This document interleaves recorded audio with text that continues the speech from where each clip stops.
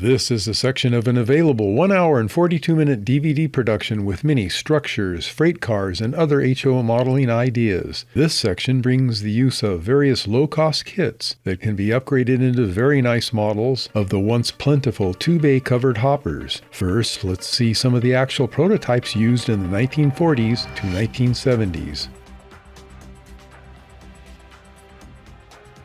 This is around 1970 at Cajon Pass. This is a solid group of the type of covered hoppers featured in this section. There are two low-cost HO scale models of this 2-bay, 34-foot long early covered hopper that we can easily upgrade. Rounding that last curve heading east near Cajon's summit, we'll see vintage cars that are all the short 2-bay types, with a nice mix of early square hatches and the later round ones. A few of these cars would look right in any train from around the 1940s to the 1970s. There are at least 3 ready-to-run sources of wonderful early HO scale covered hoppers available these days with better accurate details. I have a few nice ones myself that round out my roster. The Great Northern car has a build date of November 1951. These are the open sides version of the early car design. This Union Pacific car has a build date of November 1940. I always like the look of old, short 2-bay covered hoppers, but in the era I model, that's the early 1950s, they were a little rare to see in most freight trains, so I only needed a few. I generally tried to avoid having equipment that was too modern for my era, such as the larger grain hoppers that came later. So the following story is how my understanding unfolded. I had a good stock of old plastic kits from earlier days. They had mostly molded-in details. Even decades ago, I thought they had potential, but that they needed reworking to fit in with all the scratch-built cars I already had. This old roundhouse kit was the type I started with. I wanted to have a conversion to the square hatches and other detail changes for my needs, but it was a good starting point. The cars in this train are all kit-bashed. The leading 3 are roundhouse models that have been converted to square hatches. The trailing pair of upgraded models are from Atlas, and they have retained their round hatches. My understanding is that the round ones came after the earlier square ones. All of these dry goods cars had very tight seals on the roof hatches to protect the contents in all weather. They eventually learned that making seals work best required round hatches and improved round seals. Covered hoppers seem to appear in the 1930s in a recognizable form. The idea emerged from even earlier attempts by putting filling hatches on the roof of old boxcars for bulk hauling, and some even had added hatches on the floor for unloading. Back then, that was a very specialized form of hauling, serving industries that had a critical need to keep dry, such fine powdered things as carbon black, silicate clay, lime, glass-making sand, and phosphates, to name a few that come to mind. The cotton belt hopper here is actually our target model. This is on the old SP Santa Cruz branch at the now closed cement plant. This SP's track, north end, terminates here. This scene is only about a couple hundred yards to the Pacific Ocean's high tide line. Covered hoppers for dry concrete in bulk seem to phase in sometime in the 1950s. The huge plant was built here where abundant lime was quarried from the hills. That was a frequent strategy for plants like this to have local sources of some material. The plant had its own electrified rail line to the nearby lime deposits. Small hoppers took their loads downhill to the plant that was almost on the Pacific Ocean shoreline. Just a bit off topic, this would make a nice addition to any model concrete plant to model a small quarry narrow gauge line with diminutive equipment. Down in Florida, phosphate is a big business. Phosphate has dozens of industrial uses, and many of the most popular fizzy beverages have them in their mix of contents. The cars on this train have been used in phosphate service. That's the white stuff sticking to the cars. Today it's a big business for CSX trains, but with much larger covered hoppers. Borax was another big business that needed bulk materials that had to be kept dry. and items that would seem ridiculous to carry in stacked up sacks in boxcars. Most of these very specialized cars were owned by the industry served, or a leasing outfit like GE Rail Services, but not any particular railroad. Grain and other food items hauled in covered hoppers would come later. Since grain is less dense than things like cement, they were much larger cars than our subject 2-bay cars. This unloading device was lowered to the boxcar's doorway to spill grain into an auger system and lifting grain leg to fill grain silos. Boxcars with boards nailed up inside the doorways still carried grain to mills until an even later date. So my grain-consuming industries still have only boxcars bringing grain supplies in, with the door-opening attachments to channel the grain to auger systems. Whatever grain was left over by gravity was shoveled out by low-wage labor back then. So my model building first used the MDC, or model die casting, plastic kits. Roundhouse is another name they used. These models were a bit too modern for my planned era. The first thing was to replace the round roof hatches with the earlier square ones. At some point they figured out that keeping hatches sealed and leak-proof was easier to engineer the seals on a circular opening. Another difference in the 70-ton evolution was the open or closed center section. The open V-shape was the earlier style, so these model die casting models had their sides cut open to backdate them. This required a center vertical reinforcement rib to be added. Calculate where the top of the triangle is and drill an exploratory hole. Leave a little room for error. I almost went too far drilling my holes on this one. You will need to file things no matter what, so leave a little margin for error. It's the same idea at the base of the triangular area. Drill a series of holes along all three sides to allow nibbling out a rough spaced area. Follow up carefully with files to make the open area look as neatly formed as possible. Next is a piece of 10/1000ths of an inch thick plastic sheet stock cut to a width matching the existing ribs. I didn't have half-round stock, so I made do with a 25/1000ths diameter rod stock, evergreen plastic number 219. I gave it a flat area by back scraping with a sharp razor blade. You only need about 3 good total inches to do both sides of one car. After bonding the new half-round pieces to the base pieces, I scraped the front sides into shapes like the existing ribs, with their ends resembling a spear tip below and a round tip above.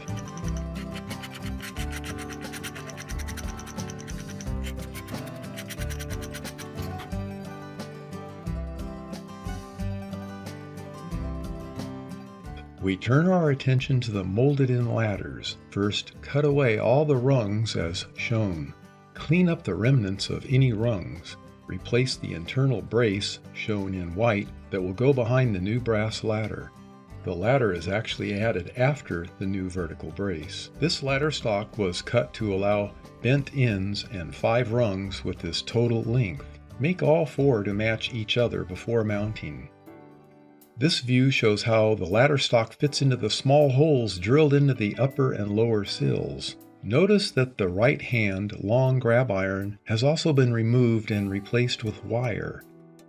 Something needs to represent the brake staff and how it mounts at the point where it connects into the brake cylinder below. This assembly fits between the 2 parallel vertical beams as shown. The long wire touches the bottom of the brake wheel housing. This is all made from brass wire and a small piece of white styrene cross-drilled to add a long and short piece of wire at a right angle. Somewhat out of sight, the short wire points inboard and touches the projection on the brake cylinder. It doesn't need to be glued to the brake cylinder itself. The entire chassis is just press-fitted into the car body. So here's the brake control installed. This is the B-end after a coat of black paint and with the roof just resting on the car's top at this point. Some of the other features not yet installed on the B-end are common to the A-end, so we'll see these parts next. The same cutting and cleanup is applied to the A-end to remove the ladders in the right side grab irons as well as the 2 grab irons on the bottom end sill. Be careful not to remove or damage this feature on either the A or B ends down on the left. Here's the beginning fitment for the vertical beams that are behind the ladder. The Plastruck item number is below. The companion ladder is given the same treatment. Here's the A end with its first coat of flat black. Now we work around to the long side grab irons. This extra vertical beam was not part of the original model, but I added it after looking at an early Atlantic coastline covered hopper. It makes these two grab irons much shorter in length and less prone to being bent by the force of a 200-pound plus brakeman hanging on them over poor and bouncy track in yards. Some of these look slightly tweaked from being parallel to the body during construction. Once the model is finished, I give each one an adjustment with fine needle nose pliers. Here's the Plastruck number and material type. It's rectangular in cross-section since it needs to be drilled for the grab irons. Looking back, I used the T-section beams behind all the ladders since they aren't drilled. They too could be the rectangular cross-section material, and I don't think anyone would ever notice. The metal frame adds a nice low center of gravity, and it makes the finished model weigh in at about 3.5 ounces.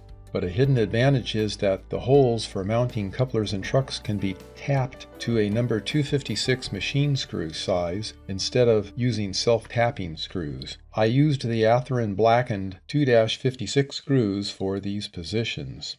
I installed Kadee coupler number 148 whisker couplers. They fit perfectly into the frame's coupler boxes. All you need to do is just trim the forward lid back from any interference with the coupler's head. This is especially a problem sometimes in reverse moves when the coupler is pushed back into the box. Here's the mostly finished chassis. You can actually run this around in the layout by itself and make sure it has no running issues at this stage.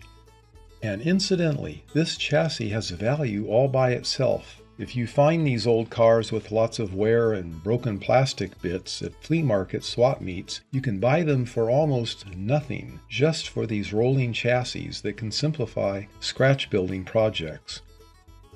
Now back to the chassis detailing.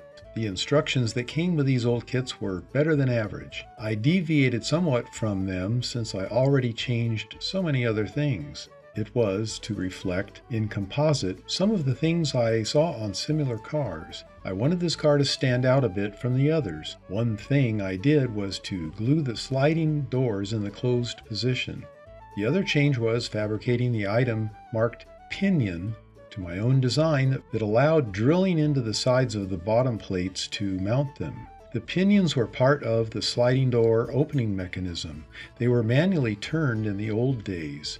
Here is the new pinion being formed, one of 4 needed. A drilled bit of plastic with a 30,000th diameter wire with a pressed tiny washer on the end. I added a dab of epoxy to the tip and let it cure into a dome shape. I drilled the plastic hopper bottom plates with holes matching this wire diameter. Once you press them in, a tiny bit of thin AC glue will keep them there permanently.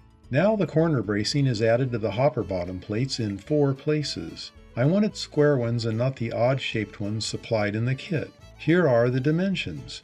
Square ones seem to be the more common style. I wanted them to be one piece instead of having a glued interface at their right angle corners. So I used pieces of cut-up window frames by Grant Line. I have used this same trick on other models with cut-up sections of Tichy train group windows too. It's all just a matter of what's on hand at the time. To backdate this model, I filed the rings on the round hatch openings flush to the roof level. New hatches will cover these 8 openings and they don't need to be filled in. The holes for the kit's roof walk do need plugging, however. If you use a better roof walk, it will improve the overall appearance. The new roof walk needs these pads added to space the roof walk a little above the roof surface. Plastic strips of 10 to 15 thousandths of an inch thick will work. The plastic roof walk in the kit scales out to 5.2 inches thick. This etched metal one I used is more like 3/4 of an inch thick in scale proportions. I used one made for a 40-foot boxcar. It had to be cut with scissors to a new shorter length. Cut free the 2 corner pads and save them to be added later. Check its length and how it looks resting on the pads. Trim or adjust any pads that don't conform. A little overhang is needed on both roof walk ends to tie to the end supports. Before AC gluing the roof walk on, let's get these rails installed. They seem to be part of the square hatches latching method. They are held in place on each side with 4 formed wire eye-bolt lift rings by Detail Associates. Here's a look at how the hatches line up. So next we need to fabricate the 8 hatch covers and glue them in place. Each hatch top is 0.445 inch square. Those are the gray ones seen here. The hatch covers are 0.010 of an inch thick gray ABS plastic cut from sheet stock. The perches are cut from 0.020 of an inch thick styrene white stock. These pieces are paired together and bonded with a plastic compatible cement. I made 9 hatch assemblies in case one of them is damaged along the way. I made a drill template so the handle holes were drilled with some consistency. It's made with an 0.008 of an inch thick piece of phosphor bronze sheet stock. Brass would have worked as well. The metal is cut to the width of the hatches. Then the piece is bent to a right angle. This bent piece is cut to the size of the hatch cover, and a pair of holes are drilled into the metal to these dimensions.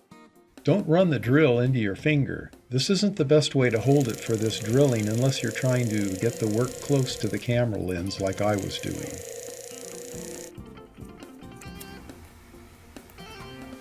Once the holes are drilled, I bent the handles from wire this diameter.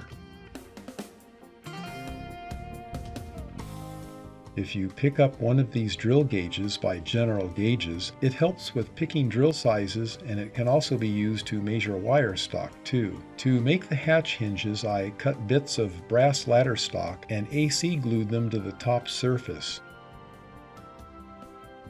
The ladder rung fragment is bent back at a right angle to attach to the back edge of the hatches.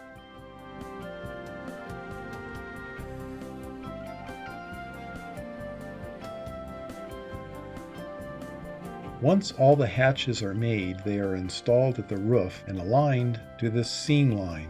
This is a little back from the brass wire held in place by the eye bolts.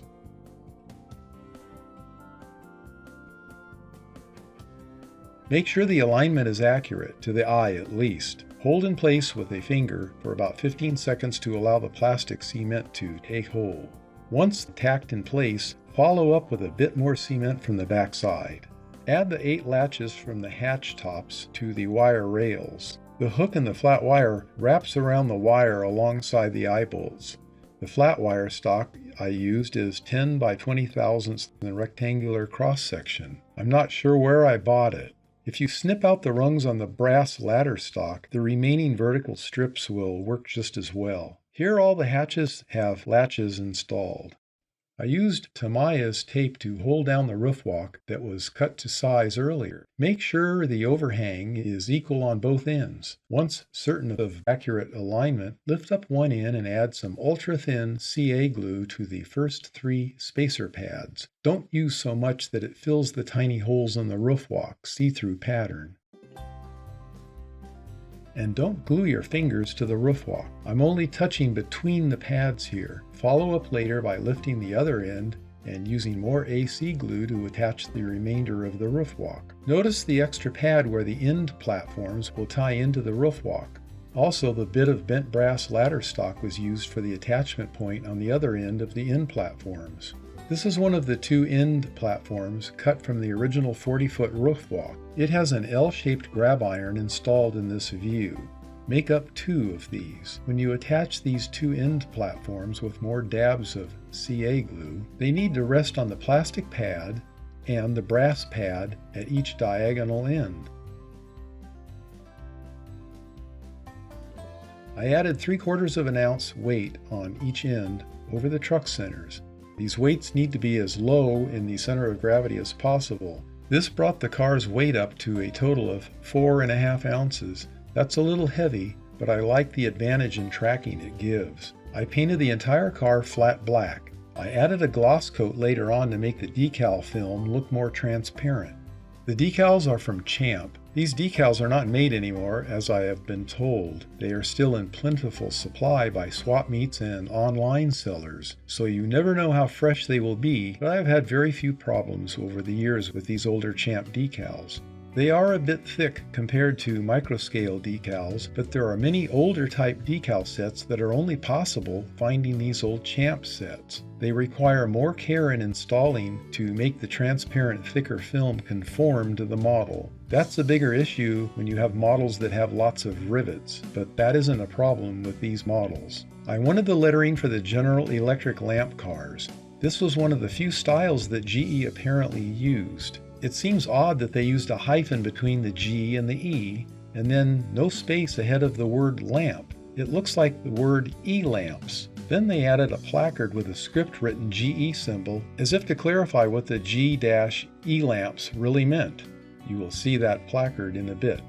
I actually thought about eliminating the dash and putting the E in its panel to make it look better. I imagine that this was an enameled sign that was seemingly floating a bit off the side's surface. I tried to find out what they carried in these cars to no avail. A special silicate sand for making bulbs that could withstand heat without cracking from expansion, or possibly they also used it in their vacuum tubes and old glass TV picture tubes. Or maybe it was just tungsten powder to make the filament wire in all of these things. So this new car will help support the GE factory in my industrial area of the city, which is modeled after places like Oakland and Emerville had in old California. One last look at the new car and a train. It stands out in the mix compared to the gray hoppers and the trailing gondolas. In this train, it's heading back empty for another batch of whatever it carries back to the GE plant we just saw.